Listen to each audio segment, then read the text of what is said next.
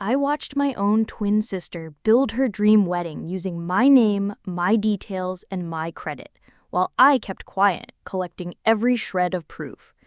The world saw her as the perfect bride, but I knew the truth was darker than anyone had guessed. On the day she planned to say I do as me, I handed everything to the FBI and watched her fairy tale unravel in front of everyone. She thought she was walking down the aisle, but she never saw the real ending coming. "Let me see how she gets out of this one," I whispered to myself, watching through the chapel's stained glass window as federal agents approached the altar where my twin sister Melissa stood frozen in white lace and stolen dreams. The bouquet of peonies, my favorite flowers, chosen from my Pinterest board, trembled in her manicured hands as Special Agent Harrison flashed his badge to the horrified congregation. The irony wasn't lost on me. For 28 years, people had mistaken us for each other. Today, she'd finally made that confusion official by literally becoming me on paper. But unlike every other time someone had called me by her name or her by mine, this mistake would cost her everything. Before we begin, I want to take a moment to thank each of you for being part of this journey. If you're drawn to stories of justice served cold and siblings who discover that blood isn't always thicker than consequences, consider subscribing. It's completely free and helps support more stories of betrayal, revenge, and the satisfaction that comes when careful planning meets perfect timing. Now, let's witness how one stolen identity became the key to unlocking a federal case that no one saw coming. The first sign should have been the credit alert that pinged my phone 3 months earlier, but I dismissed it as a system glitch. "Madison Parker, your credit score has increased by 15 points due to recent positive payment activity." Except I hadn't made any recent payments. I'd been unemployed for 6 weeks after being laid off from the marketing firm where I'd worked for 3 years, stretching every dollar and avoiding all unnecessary purchases.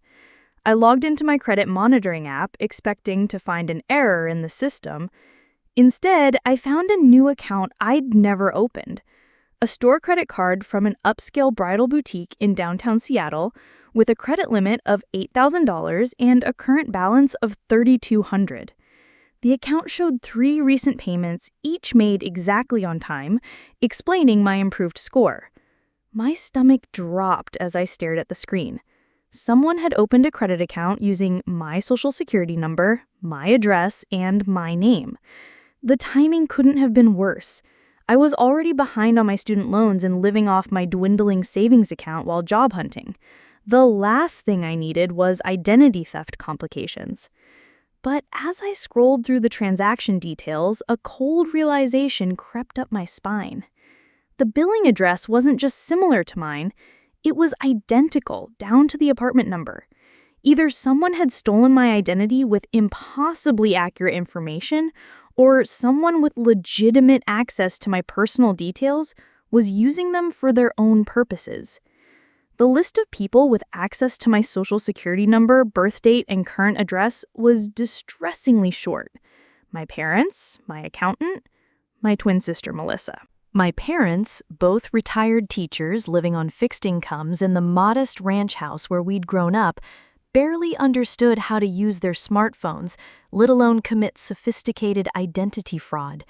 My accountant was a 60-year-old woman who'd been doing my taxes for 5 years and whose biggest rebellion was claiming a home office deduction that pushed ethical boundaries. That left Melissa, my twin sister, who'd always been everything I wasn't. Confident where I was cautious, spontaneous where I was structured, effortlessly charming where I had to work at social interactions. Growing up, she'd borrowed my clothes without asking, copied my homework when she'd forgotten assignments, and somehow always managed to make it seem like I was the uptight one for objecting. But this would be different. This wasn't borrowing a sweater or copying algebra answers. This was federal crime territory. I called the bridal boutique the next morning, my hands shaking as I dialed the number from the credit card statement. "Bella Vista Bridal, this is Candace speaking. How can I help you create your perfect day?" "Hi, I'm calling about a credit account that was opened in my name, Madison Parker." Oh, Madison, congratulations again on finding your dream dress. Are you calling about your final fitting? It's scheduled for next Friday at 2. My mouth went dry. Actually, I think there might be some confusion. I didn't open an account with your store, and I definitely didn't purchase a wedding dress. Silence stretched across the line before Candace's voice returned, cooler now. I'm looking at your account, Miss Parker. You were in the store 6 weeks ago with your fiancé, a tall gentleman with dark hair. You purchased the Vera Wang gown and ivory, size 6, along with the cathedral veil and Jimmy Choo shoes. Your credit application was approved on the spot. What address do you have on file? She rattled off my apartment address, complete with the correct spelling of the street name that everyone always got wrong. And the phone number? She read back a number I didn't recognize. Can you describe the woman who made this purchase? Well, she looked exactly like you sound, if that makes sense. About 5'6", blonde hair, green eyes. Very put together, knew exactly what she wanted. The description fit both Melissa and me perfectly. We were identical twins, after all. But I'd never set foot in Bella Vista Bridal, had never been engaged, and certainly had never purchased a $4,000 wedding dress. Ma'am, I need to report this as identity theft. I didn't make these purchases. Candace's tone shifted to defensive professionalism. I'm going to need to transfer you to our manager. Please hold. The hold music was a string quartet version of Here Comes the Bride. The irony was almost too much to bear. 10 minutes later, the manager, Mrs. Rodriguez, came on the line with a weary tone of someone who'd dealt with credit disputes before. But as I explained the situation, her skepticism became apparent. Miss Parker, I was here when you came in for your appointment.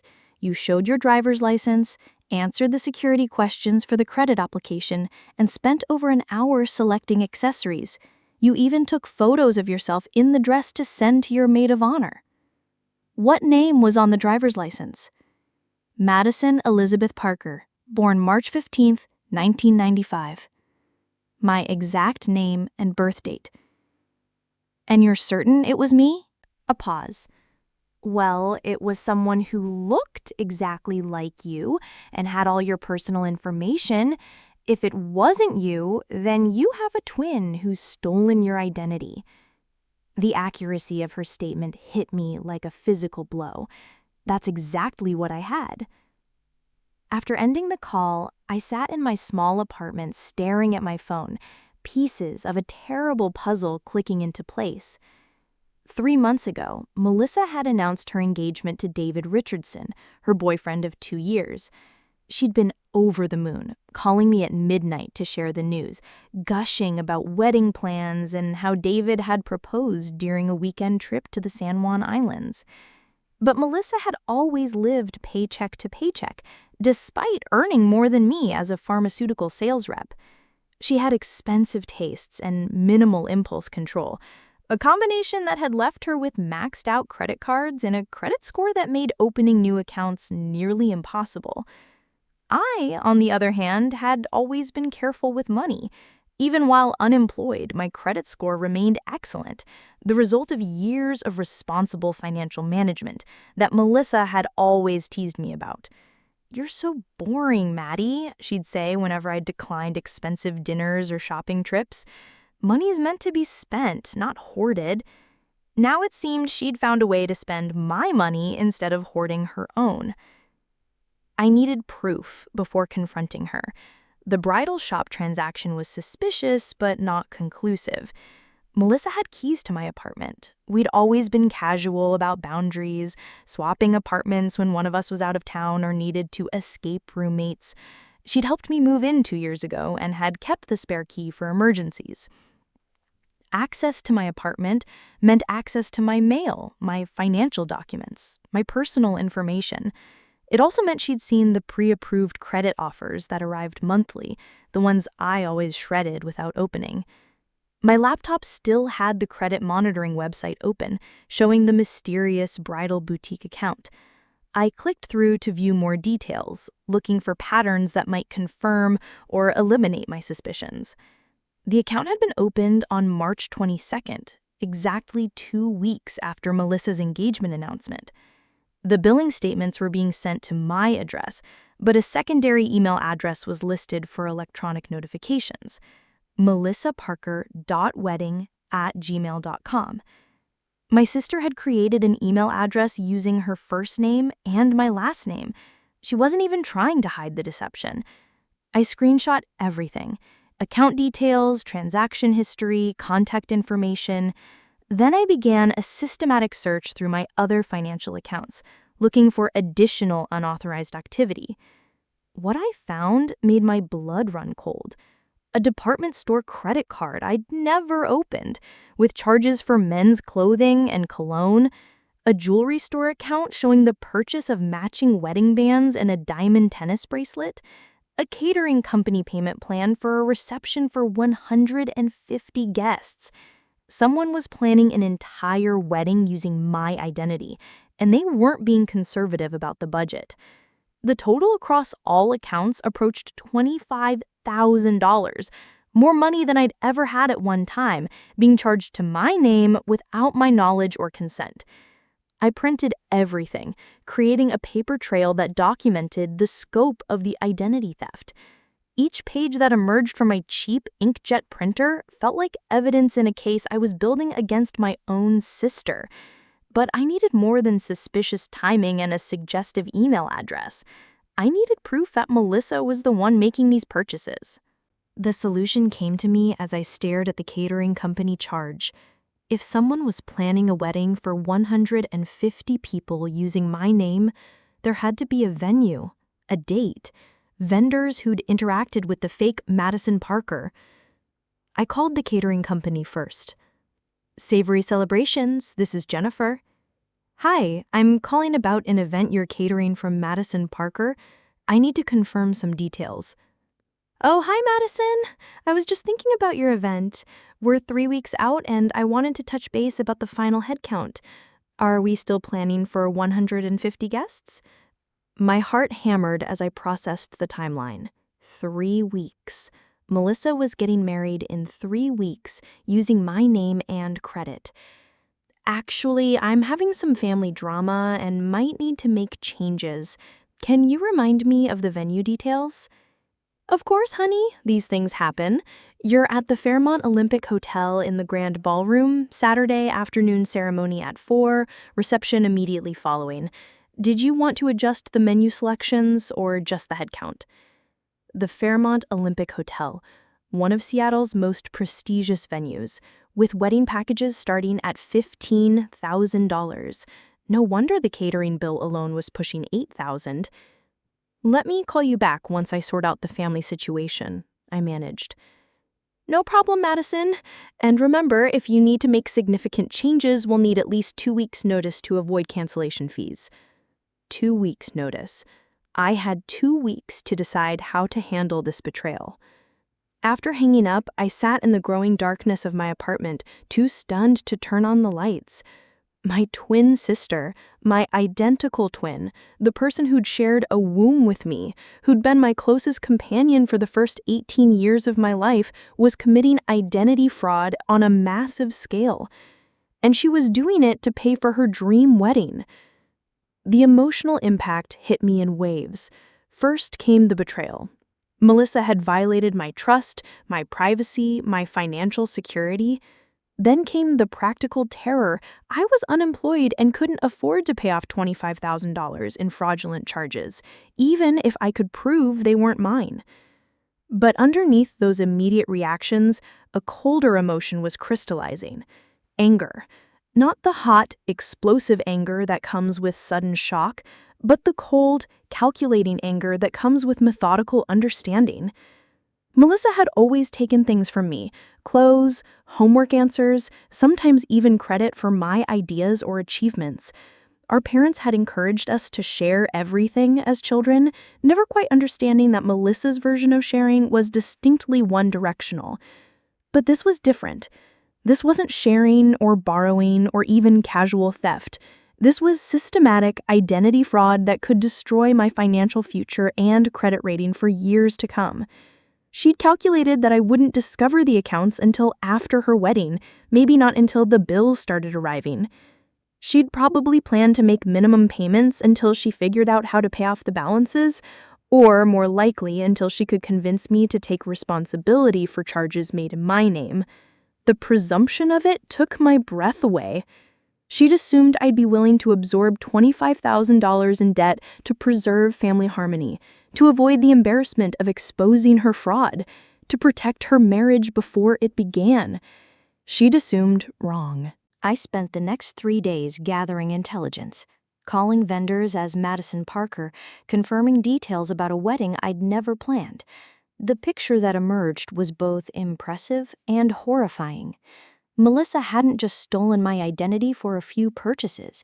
She'd created an entire alternate version of me, a Madison Parker who was marrying David Richardson in an elaborate celebration that would cost more than I'd earned in the previous year. The florist had me down for peonies and hydrangeas in shades of blush and ivory. The photographer had detailed shot lists and a timeline for capturing every moment of my special day. The hotel had room blocks reserved for out-of-town guests and a honeymoon suite booked for the wedding night. Each conversation revealed new layers of the deception.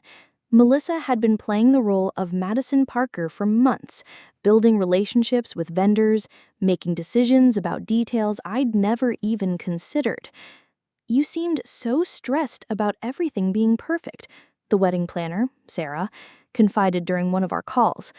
"I'm glad you're sounding more relaxed now. The menu tasting really seemed to calm your nerves." Menu tasting. Melissa had attended a menu tasting for a wedding she was planning in my name. Remind me what we decided on for the main course? The filet mignon with rosemary butter and the salmon with lemon herb crust. You were so worried that David's family wouldn't like the fish option, but I think you made the right choice offering both. The casual intimacy of these details was perhaps the most disturbing aspect of the entire scheme. Melissa hadn't just stolen my credit, she'd stolen my life, creating relationships and memories that belonged to a version of me that didn't exist. By the end of the week, I had documentation of fraud across 8 different accounts, totaling just over $28,000. I had recorded conversations with vendors who'd interacted with my impersonator. I had email communications sent to addresses that clearly connected the fraudulent activity to my sister. And I had a plan. I could have confronted Melissa directly, demanded she confess, and figure out how to pay off the charges herself, but that approach had several flaws. First, it relied on her willingness to tell the truth and take responsibility, qualities she'd never demonstrated when caught in smaller deceptions.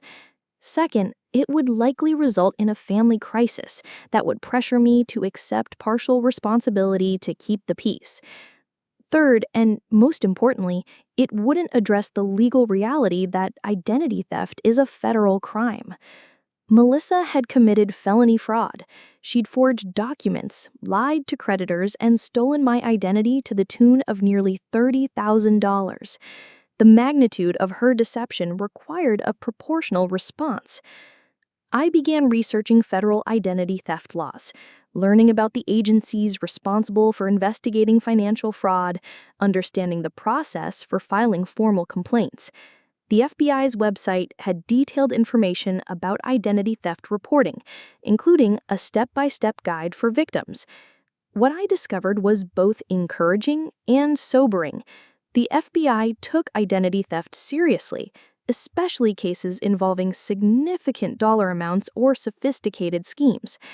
However, they also warned that investigations could take months or years, and that victims shouldn't expect immediate resolution. But they also noted that the strongest cases involve victims who documented their losses carefully and gathered substantial evidence before reporting the crime. I spent 2 weeks building the most comprehensive identity theft case I could imagine. I created a timeline of fraudulent activity, cross-referenced with my sister's public social media posts. I obtained copies of surveillance footage from the bridal boutique showing Madison Parker making purchases. I documented every phone call, every email, every piece of evidence that connected the fraudulent accounts to Melissa's wedding plans. The smoking gun came when I called the Fairmont Olympic Hotel directly. Guest services, this is Michael. Hi, I need to confirm details about the Parker Richardson wedding booked for this Saturday. Absolutely, Ms. Parker. Your ceremony is scheduled for 4 p.m. in the Rose Garden, with cocktail hour in the Olympic Ballroom beginning at 5:30. The reception starts at 7. Is there anything specific you need to review? Actually, I wanted to double-check the billing information. Can you confirm which credit card we have on file for incidentals? I show the American Express card ending in 4847 in the name of Madison Elizabeth Parker. I didn't have an American Express card, but according to my credit report, Madison Elizabeth Parker had opened one 6 weeks ago with a $15,000 limit. Perfect, thank you. My pleasure. And congratulations again, Miss Parker. I'm sure Saturday will be absolutely perfect. Saturday. Tomorrow was Friday, which meant Melissa's wedding, my wedding according to all the documentation, was happening in less than 24 hours. I called the FBI's Seattle field office that afternoon. Federal Bureau of Investigation, how may I direct your call? I need to report identity theft, extensive identity theft involving multiple fraudulent accounts and a current ongoing scheme. I'll transfer you to our Financial Crimes Unit. Please hold. Special Agent Harrison took my call within minutes, listening with professional attention as I outlined the scope of Melissa's fraud. When he finished, he was quiet for a long moment. Miss Parker, you're reporting that your twin sister has stolen your identity to finance her wedding, which is taking place tomorrow. That's correct. And you have documentation of fraudulent accounts totaling approximately $30,000? $28,437 as of yesterday, plus whatever charges she's made since then. Can you come in this afternoon to file a formal complaint? I'd like to review your documentation in person. The FBI field office was located in a nondescript building downtown, all concrete and tinted glass that revealed nothing about the activities inside. Special Agent Harrison met me in the lobby, a tall man in his 40s with graying hair and the kind of steady presence that suggested he'd seen every type of fraud imaginable. His office was equally unrevealing. Basic furniture, a few commendations on the walls, stacks of case files that suggested identity theft was unfortunately common business. Walk me through the timeline again and show me everything you've documented.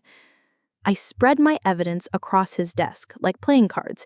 Bank statements, credit reports, vendor communications, surveillance photos from the bridal boutique, email screenshots. The paper trail of my sister's deception covered his entire workspace. Agent Harrison examined each document carefully, occasionally asking clarifying questions or requesting additional details. His expression remained neutral throughout the review, giving no indication whether he considered my case significant or routine. This is very thorough documentation, unusually thorough for an identity theft victim. Most people don't discover the fraud until after the fact, and they rarely have this level of detailed evidence. I wanted to be absolutely certain before making accusations against my own sister. And you're certain it's your sister who's committed these acts? I handed him the final piece of evidence I'd gathered that morning, a screenshot from Melissa's Instagram account, showing her at a spa yesterday with the caption, "Last day of being single, tomorrow I become Mrs. Richardson. Hashtag bride-to-be, hashtag dream wedding, hashtag Madison Richardson." Madison Richardson. She was even planning to take David's last name as Madison, not Melissa. Agent Harrison studied the social media post, then cross-referenced it with the wedding documentation I'd provided. The wedding is tomorrow afternoon? 4 p.m. at the Fairmont Olympic Hotel. She's planning to say her vows as Madison Parker, become Madison Richardson, and presumably expect me to either pay off the charges or take legal responsibility for the fraudulent accounts. He leaned back in his chair, considering the implications. Miss Parker, I have to ask, is there any possibility your sister has been acting with your knowledge or consent? Any chance this started as a legitimate arrangement that got out of hand? Agent Harrison, I've been unemployed for 2 months. I'm behind on my student loans and living off savings. If I had $30,000 to spend on a wedding, it would be my own wedding, not my sister's. He nodded, making notes on his legal pad. The timing is unusual. Most fraud cases come to our attention weeks or months after the activity has concluded. Catching it in progress, especially with this level of premeditation and documentation, gives us unique opportunities. What kind of opportunities? The opportunity to document the crime as it's being completed. If your sister goes through with this wedding using your identity, she'll be committing fraud in front of 150 witnesses at a documented location with time-stamped evidence. The implications of what he was suggesting became to dawn on me. You want to let the wedding happen? I want to catch your sister in the act of completing a federal crime with indisputable evidence. Wedding fraud using stolen identity, conducted in front of witnesses, with photographic and video documentation, at a specific location where we can make an arrest. My hands were shaking as I processed his plan. You're talking about arresting her at her own wedding? I'm talking about arresting her at your wedding, which she's conducting using your stolen identity. The crime isn't complete until she signs legal documents as Madison Parker. Once she does that, we have her for forgery, fraud, and identity theft with unshakable evidence. The room felt like it was spinning. I'd come here to report identity theft, expecting a lengthy investigation that might eventually result in charges. Instead, Agent Harrison was proposing to turn my sister's wedding into a federal sting operation. What would I need to do? Be available tomorrow afternoon to verify that the woman getting married is not you. We'll need you to confirm her identity when we make the arrest. I stared at the evidence spread across his desk. Months of careful deception, thousands of dollars in fraud, the systematic theft of my identity for the most important day of my sister's life. Melissa had calculated that I'd be too shocked, too family-oriented, too conflict-averse to take legal action against her. She'd assumed I'd absorb the financial damage rather than destroy her wedding day. She'd assumed I'd prioritize family harmony over justice. She'd assumed I'd be the same pushover I'd always been when she'd taken my things, copied my work, or claimed credit for my ideas. Agent Harrison, I said, surprising myself with the steadiness of my voice, I'll be there tomorrow afternoon. That evening, I sat in my apartment trying to process the surreal turn my life had taken. 24 hours from now, federal agents would interrupt my twin sister's wedding to arrest her for stealing my identity. The wedding she'd planned for months, the dress she'd chosen with my credit, the future she was building with my name, all of it would crumble in front of everyone she wanted to impress. Part of me felt sick with guilt. Melissa was my sister, my twin, the person who'd shared every childhood experience with me. We'd been inseparable until high school, when her rebellious phase had driven a wedge between us that had never quite healed. But another part of me felt something I'd rarely experienced in relation to Melissa: power. For once, I held all the cards. I had information she didn't know I possessed, plans she couldn't anticipate, resources she couldn't manipulate. My phone buzzed with a text message from her. Can't wait for you to see me tomorrow. You're gonna cry happy tears when you see how perfect everything turned out. Love you, sis. The casual intimacy of the message, sent while she was literally stealing my identity, was breathtaking in its audacity. She was texting me about her excitement for a wedding financed entirely through fraud committed against me.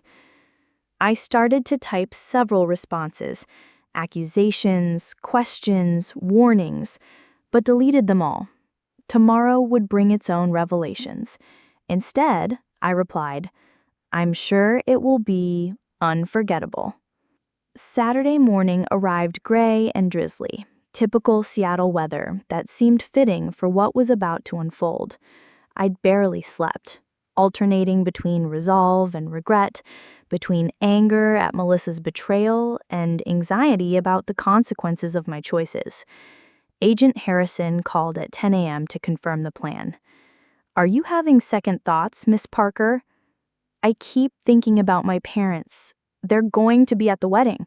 They're going to see their daughter arrested."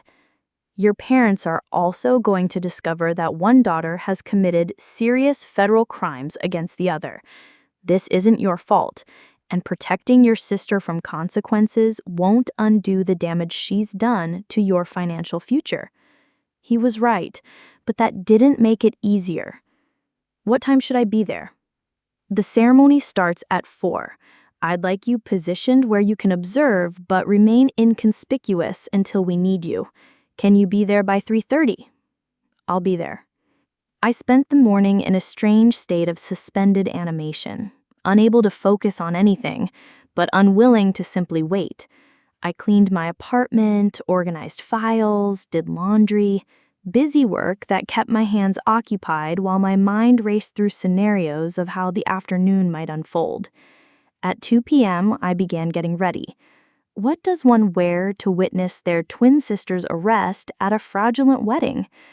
I settled on a navy blue dress, formal enough to blend in with wedding guests, conservative enough to appear credible when speaking with federal agents. The irony of the situation hit me as I applied makeup in my bathroom mirror. Melissa and I were identical twins, but we'd developed distinctly different styles over the years. She favored dramatic makeup, designer clothes, attention-grabbing accessories. I preferred understated elegance, classic pieces, subtle details.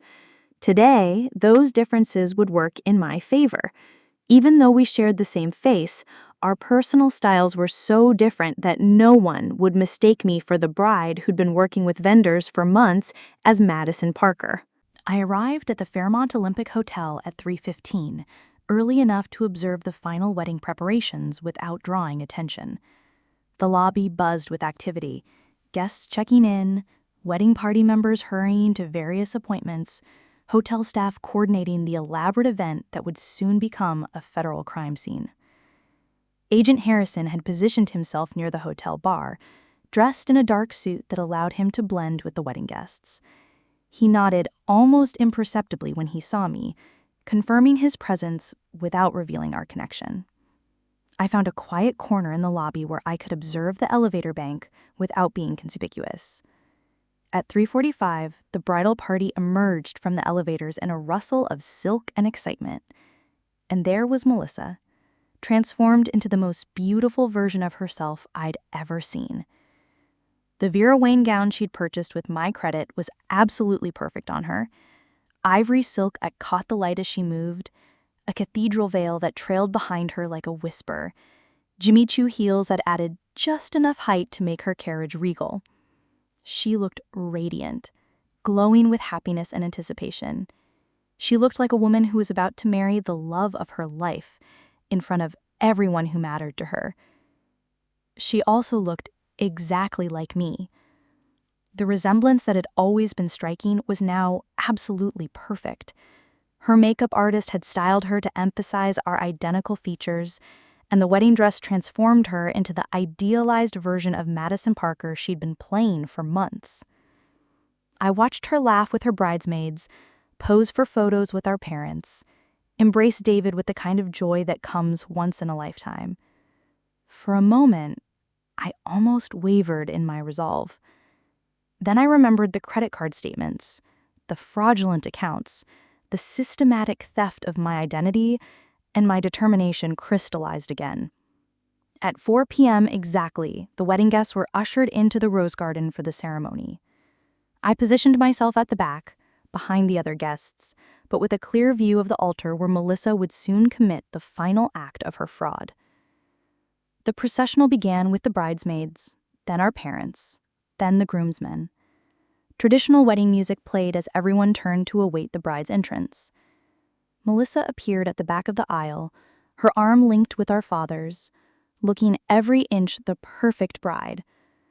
The assembled guests rose to their feet as she began her walk toward David, toward the altar, toward the moment when she would legally sign documents as Madison Parker and complete her identity theft.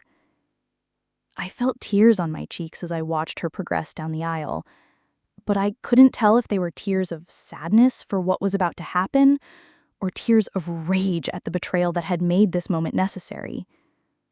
The officiant began the ceremony with traditional words about love, commitment, and the joining of two lives.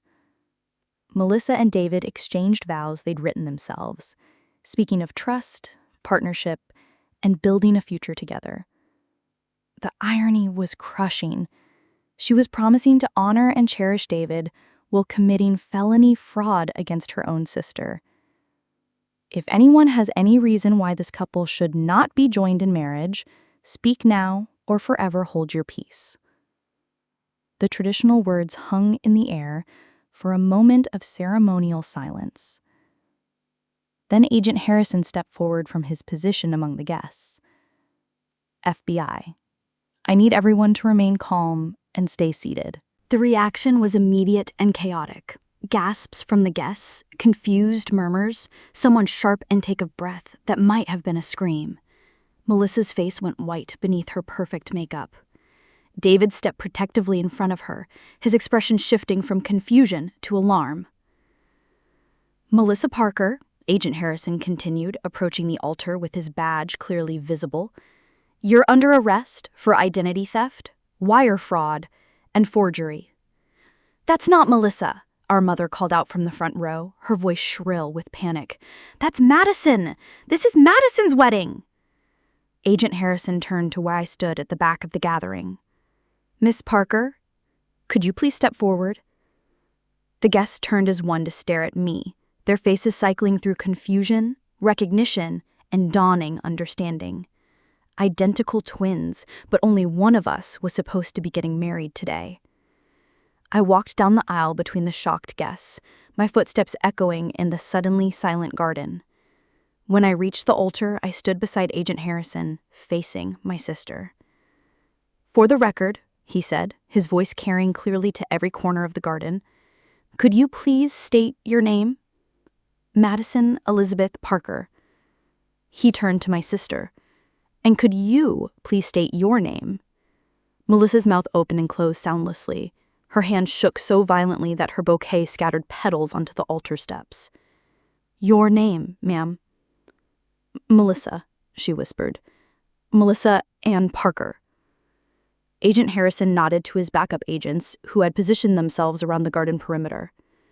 Melissa Ann Parker, you're under arrest for identity theft in violation of federal law, wire fraud, and conspiracy to commit fraud. You have the right to remain silent. The Miranda rights continued as handcuffs were placed on my sister's wrists, but I barely heard them over the sound of my own heartbeat and the growing murmur of shocked guests. David stood frozen beside the altar, still in his tuxedo, staring between Melissa and me as if he couldn't process what was happening. This is a mistake, he said suddenly. This has to be a mistake. Melissa, tell them this is a mistake. But Melissa couldn't speak. She stood in her stolen dress, wearing my stolen identity, surrounded by the evidence of her fraud, and said nothing.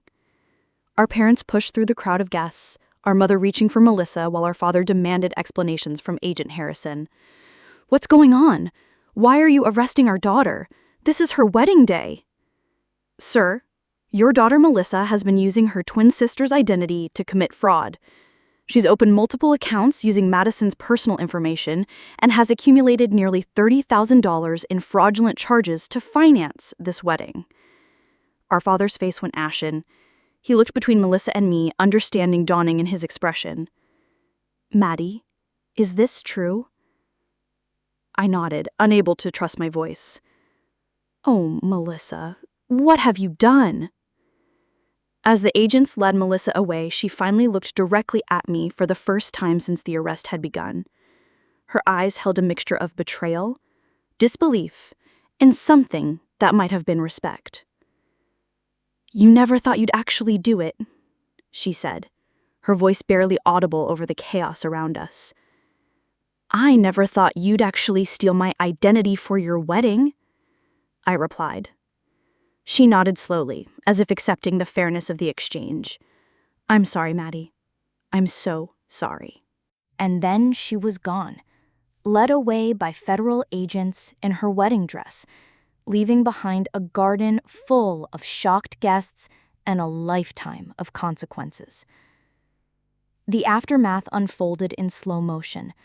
Hotel staff appeared to manage the crowd of bewildered guests. David sank into a chair, his head in his hands, as friends tried to console him. Our parents stood shell-shocked, trying to process that one daughter had committed serious crimes against the other. Agent Harrison approached me as the garden slowly cleared. Are you all right, Miss Parker? I considered the question. Was I all right? My sister was facing federal charges. My family was in crisis. A wedding had been destroyed, relationships had been shattered, and trust had been obliterated. But for the first time in months, maybe years, I felt like I had control over my own life. I'm all right, I said, surprised to find that I meant it. You'll need to come in Monday morning to complete your formal statement and begin the process of disputing the fraudulent charges. With your documentation and today's arrest, you should be able to clear your credit relatively quickly. I nodded, already thinking ahead to the practical steps of rebuilding my financial security, finding employment, moving forward with my life. Agent Harrison, what happens to her now?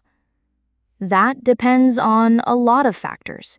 Her willingness to cooperate, whether she has any prior criminal history, the total amount of the fraud. First-time offenders sometimes get plea deals, but $30,000 is substantial enough that she's looking at serious federal charges. The weight of those words settled over me like a blanket. Serious federal charges.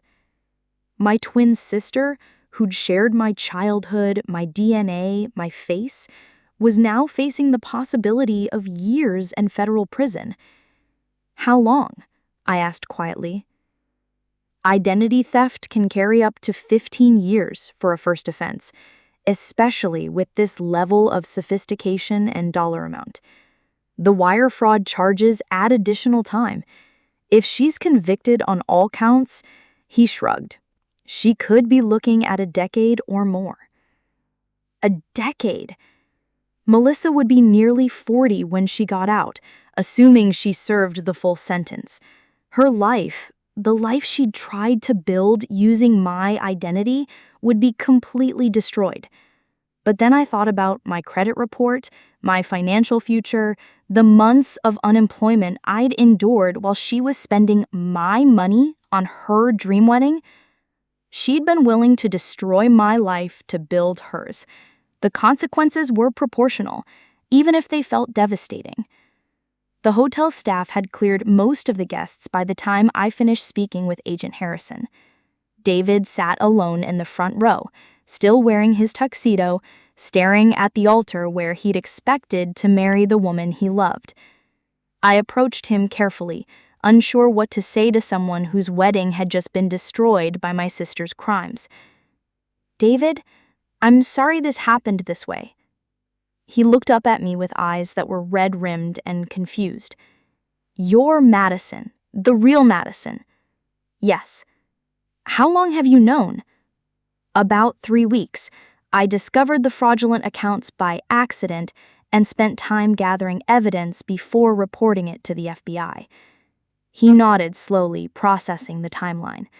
So you knew when she was talking about the wedding plans, showing off her dress, all of it. I knew she'd stolen my identity to pay for everything, yes. And you let it happen.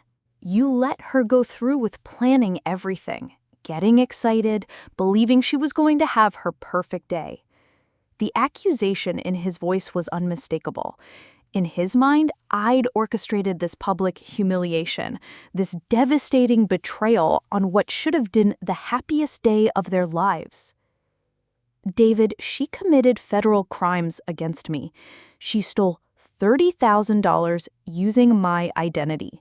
She forged documents, lied to creditors, and put my financial future at risk while I was unemployed and struggling to pay my bills. But she's your sister. The simplicity of his statement revealed the fundamental difference in how we viewed the situation. To him, family loyalty should have trumped legal consequences. To me, family loyalty shouldn't have prevented Melissa from stealing my identity in the first place. Yes, she's my sister, and I'm hers. That should have meant something to her before she decided to commit fraud against me. He stood abruptly, straightening his jacket with sharp, angry movements. You could have handled this privately. You could have confronted her, worked something out between the two of you. Instead, you turned her wedding day into a federal crime scene. I could have, I agreed. And she could have asked for help instead of stealing my identity. She could have postponed the wedding until she could afford it herself. She could have chosen a less expensive venue, a smaller guest list, a budget that matched her actual financial situation. She wanted to give me the perfect wedding, using my money and my name. David's face crumpled, the anger giving way to grief.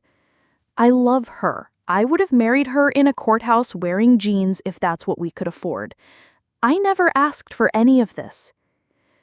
The pain in his voice was genuine, and I felt a stab of sympathy for him. David was as much a victim of Melissa's deception as I was, just in a different way. He'd believed he was marrying someone who'd planned their dream wedding through careful saving and financial responsibility. Instead, he'd discovered that the woman he loved was capable of systematic fraud against her own family. I know you didn't ask for this, I said quietly, and I'm sorry it happened this way. But Melissa made choices that led to this moment. I didn't force her to steal my identity. He looked at me for a long moment, then walked away without another word. Our parents approached as David left, their faces showing the toll of the afternoon's revelations. My mother's makeup was smeared from crying, and my father looked like he'd aged 10 years in the past hour. Madison, honey, we need to talk about this.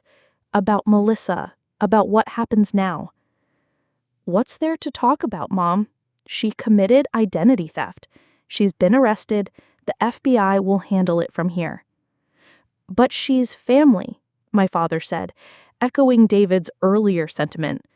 There has to be something we can do, some way to work this out without destroying her life. I felt the familiar pressure of family expectations, the subtle suggestion that I should prioritize harmony over justice, that I should absorb the damage to preserve relationships. Dad, she destroyed her own life when she decided to steal my identity. I didn't make that choice for her. But you made the choice to call the FBI instead of coming to us first. We could have figured something else out. Like what? Like me taking responsibility for $30,000 in charges I didn't make? Like pretending this never happened and hoping she'd eventually pay off the fraudulent accounts herself? Like giving her a chance to make it right before involving law enforcement, my father said firmly. That's what family does. We handle things internally before bringing in outsiders. The conversation was following a predictable pattern, one I'd experienced throughout my childhood whenever Melissa's behavior had caused problems. The family would rally around her, finding ways to minimize consequences, expecting me to be understanding and forgiving because that's what good sisters did. But I wasn't a child anymore, and this wasn't about borrowed clothes or copied homework. She had months to make it right, I said, my voice steadier than I felt. She had months to come to me and explain her financial situation, to ask for help, to work out some kind of legitimate arrangement. Instead, she chose to commit federal crimes. "Madison, please," my mother pleaded. "Don't let this destroy our family. Melissa made a mistake, a terrible mistake, but she's still your sister. She's still our daughter. And I'm still your daughter too. The daughter whose identity was stolen, whose credit was ruined, whose financial future was put at risk. Do I not deserve protection from fraud just because the person committing it shares my DNA?" The question hung in the air between us, highlighting the uncomfortable reality that, in trying to protect Melissa from consequences, they were implicitly suggesting I should accept being victimized by her. My father sighed deeply. "What do you want us to do, Madison? How do we move forward from here? I want you to stop treating this like a family dispute that can be resolved with enough good intentions and compromise. Melissa committed serious crimes. She's going to face serious consequences. That's not my fault, and it's not my responsibility to fix." "So you're just going to let her go to prison?" "I'm going to let the justice system handle the crimes she committed against me. That's how this works, Mom. Actions have consequences." The conversation continued for another 20 minutes, but the positions were clear. My parents wanted me to find some way to minimize Melissa's legal troubles, to prioritize family unity over accountability. I wanted them to understand that I'd been the victim of systematic fraud and that protecting Melissa from consequences would only enable future bad behavior. We couldn't reach common ground. The gulf between our perspectives was too wide. The fundamental disagreement about responsibility and accountability too deep. Eventually, they left to deal with the practical aftermath of the ruined wedding, canceling the reception, explaining the situation to relatives, figuring out what to do with the gifts and flowers, and all the tangible remnants of Melissa's fraudulent celebration. I went home to my small apartment, emotionally drained but oddly at peace. The confrontation I'd been dreading for weeks was over. The secret I'd been carrying was exposed. The evidence I'd been gathering had served its purpose. For the first time in months, I knew exactly where I stood financially, legally, and personally. The uncertainty was gone, replaced with clarity about what came next. Monday morning, I kept my appointment at the FBI field office to complete my formal statement and begin the process of disputing the fraudulent charges. Agent Harrison walked me through the paperwork, explaining how the arrest would affect the ongoing investigation and what I could expect as the case moved forward. "Your sister's attorney will likely approach you about a plea deal," he warned. "They'll want to know if you'd be willing to accept restitution in exchange for a reduced sentence." "What does that mean?" "It means they'll offer to have her pay back all the money she stole in exchange for pleading guilty to lesser charges that carry shorter prison sentences. Sometimes prosecutors agree to these deals because it guarantees the victim gets compensated and saves the time and expense of a trial." I considered the implications. Melissa had stolen nearly $30,000 from me, money I desperately needed as an unemployed person trying to rebuild my career. Getting that money back would solve my immediate financial problems and restore my credit rating. But it would also mean Melissa faced minimal consequences for sophisticated, premeditated fraud that had violated not just my financial security, but my trust, my privacy, and my identity. Do I have to agree to a plea deal? No. The prosecutor will consider your preferences, but ultimately the decision about charges and plea agreements belongs to the federal attorney's office. However, your cooperation as the victim does influence their approach. What would you recommend? Agent Harrison leaned back in his chair, choosing his words carefully. Miss Parker, I've been investigating financial crimes for 15 years. I've seen every type of fraud, every kind of family situation, every possible combination of betrayal and manipulation. What your sister did to you wasn't a momentary lapse in judgment or a single bad decision. It was a months-long scheme that required planning, sophistication, and sustained deception. He paused, letting that assessment settle. People who commit this type of systematic fraud don't usually stop with one victim or one scheme. They escalate. They find new ways to justify their behavior, new victims to exploit, new systems to manipulate. The question isn't just about justice for what she did to you. It's about preventing what she might do to someone else if she doesn't face real consequences. The conversation was interrupted by a knock on Agent Harrison's office door. His secretary appeared with a message that made him frown. Miss Parker, your sister's attorney is here. He'd like to speak with you about the case. I hadn't expected this. Melissa had been arrested less than 72 hours ago, and already her legal team was reaching out to me directly? Do I have to talk to him? No, you don't, but it might be useful to hear what they have to say. I'll stay in the room to make sure the conversation stays appropriate.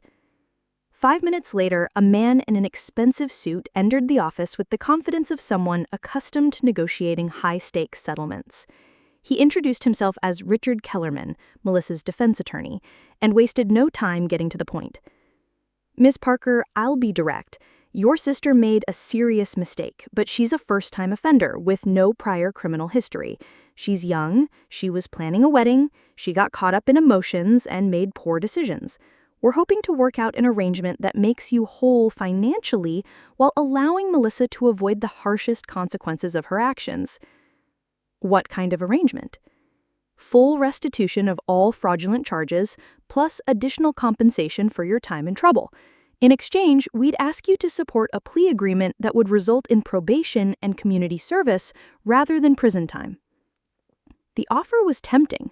$30,000 plus additional compensation would solve my financial problems immediately. I could pay off my student loans, cover my living expenses while job hunting, maybe even have enough left over to build a real emergency fund. But I thought about Agent Harrison's warning about escalation, about the sophisticated nature of Melissa's deception, about the months of planning that had gone into stealing my identity. How much additional compensation? $20,000, so $50,000 total. The number was staggering, more money than I'd ever had at one time, enough to completely transform my financial situation. Where would Melissa get $50,000? She couldn't afford her own wedding, which is why she stole my identity in the first place. Kellerman shifted uncomfortably. Her parents have agreed to take out a second mortgage on their home to cover the restitution and settlement. My parents, my retired parents living on fixed incomes, were willing to mortgage their house to pay for Melissa's crimes. The house where I'd grown up, where they'd planned to live out their retirement, was being leveraged to protect Melissa from the consequences of defrauding me. The emotional manipulation was breathtaking. Even in custody, facing federal charges, Melissa had found a way to make me responsible for our parents' financial security. If I refused the plea deal, my parents would lose their house. If I accepted it, Melissa would face minimal consequences for systematic fraud. I need time to think about this, I said finally. Of course, but I should mention that plea negotiations move quickly in federal court.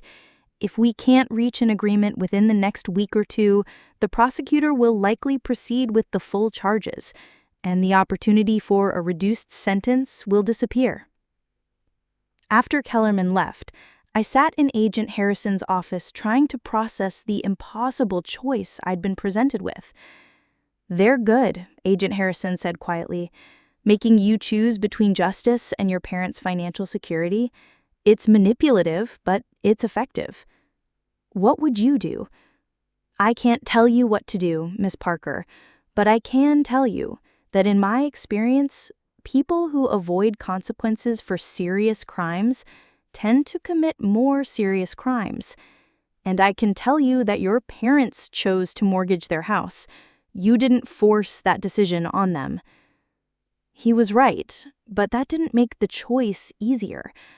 I was 28 years old, unemployed, and being asked to decide whether my twin sister should go to prison or whether my parents should lose their house. Neither option felt like justice. I spent the next week researching federal sentencing guidelines, consulting with my own attorney, and trying to understand all the implications of accepting or rejecting the plea deal. What I learned was sobering.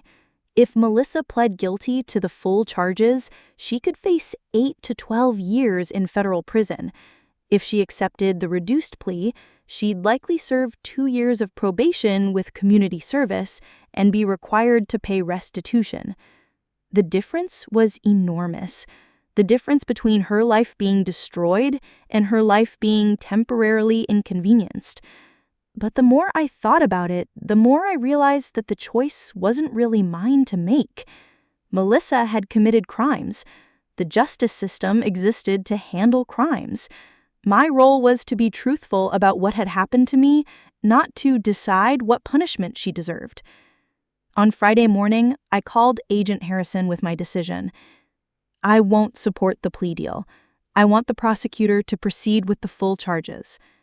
Are you sure? That's a lot of money to walk away from. It's not my money. It's my parents' house, and accepting it would mean that Melissa faces no real consequences for sophisticated fraud that could have destroyed my financial future. What about your parents? My parents made their choice when they decided to mortgage their house to protect Melissa from accountability. I'm making mine when I choose not to enable her criminal behavior. The decision felt right, even though it meant giving up $50,000 and accepting that my relationship with my parents might never recover.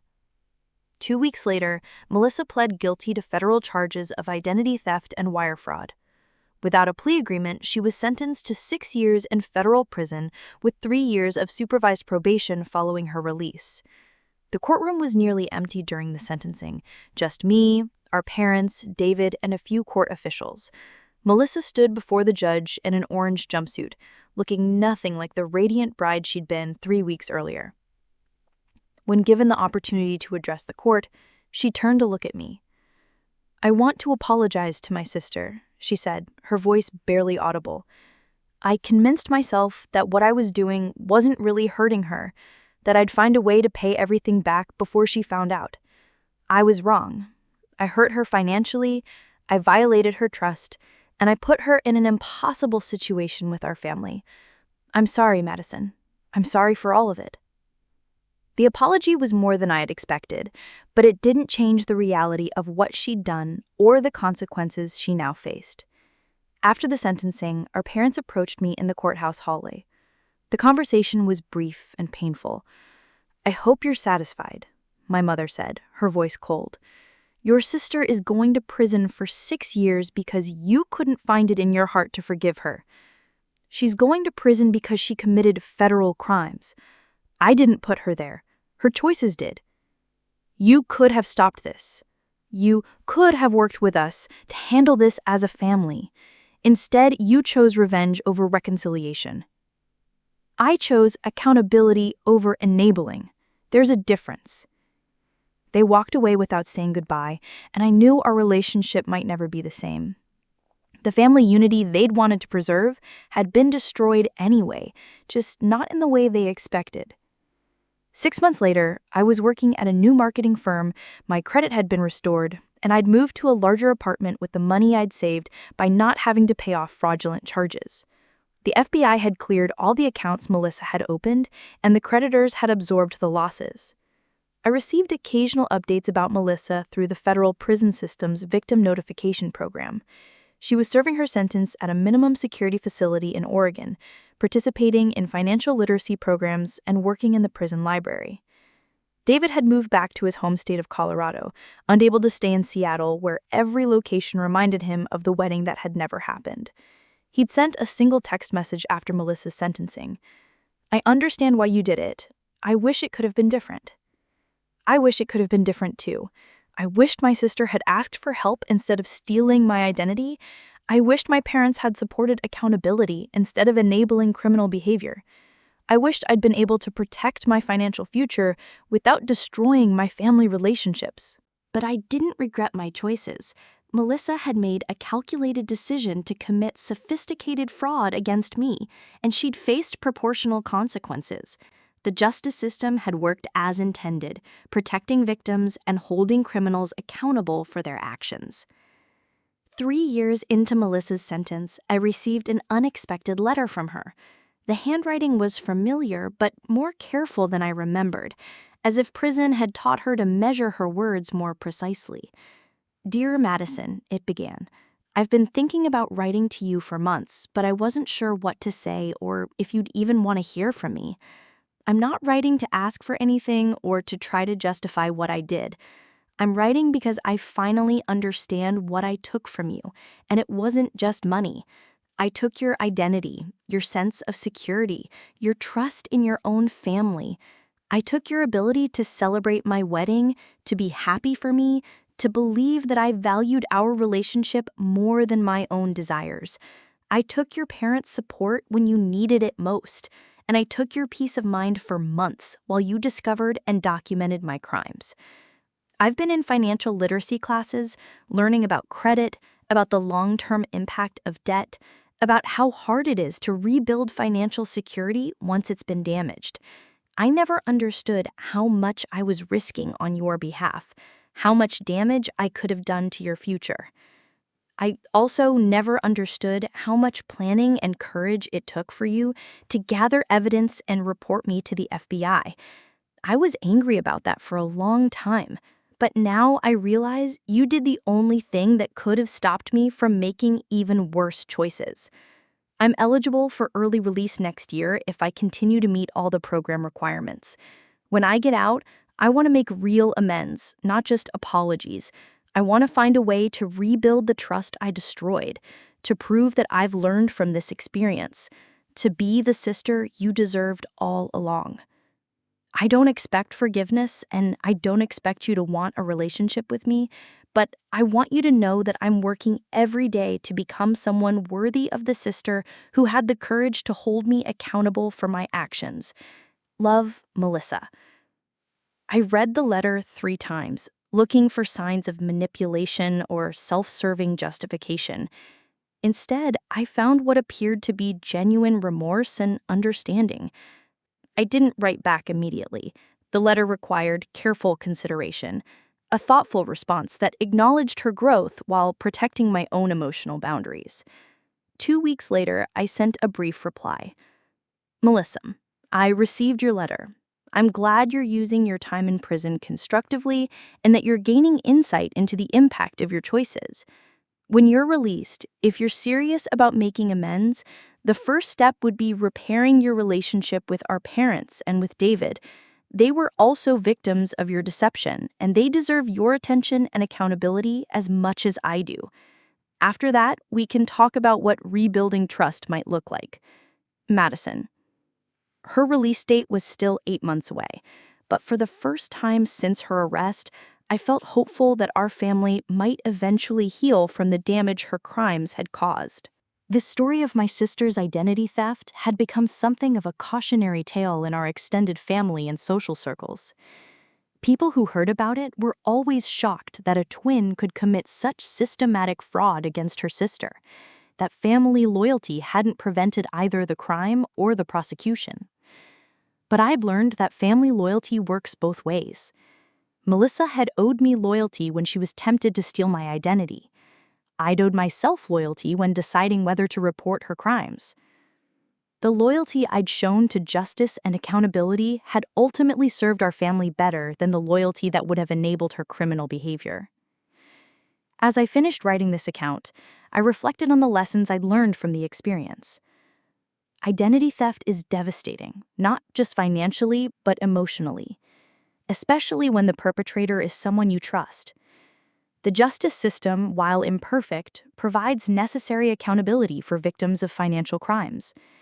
And sometimes the most loving thing you can do for someone is to allow them to face the consequences of their choices, even when those consequences are severe. Melissa had stolen my identity for her wedding, but in doing so, she'd forced me to discover my own identity as someone capable of standing up to manipulation, protecting my own interests, and making difficult decisions based on principle rather than pressure. In the end, her crime had revealed not just her capacity for deception, but my capacity for courage. And that knowledge, unlike my credit score or my bank account, was something she could never steal from me. The wedding she'd planned as Madison Parker had lasted exactly 43 minutes, from the time she walked down the aisle until the moment Agent Harrison placed her under arrest. The consequences of her fraud would last for years. But the strength I'd discovered in myself through the process of seeking justice would last a lifetime. Some betrayals destroy you. Others, if you're lucky and careful and brave, reveal who you really are when everything is on the line. I'd learned I was someone who chose justice over comfort, accountability over harmony, and truth over family peace. Someone who could build a case, gather evidence, and follow through on difficult decisions even when everyone around me disagreed. Someone who couldn't be stolen from, manipulated, or silenced. Someone who was finally, truly, authentically myself.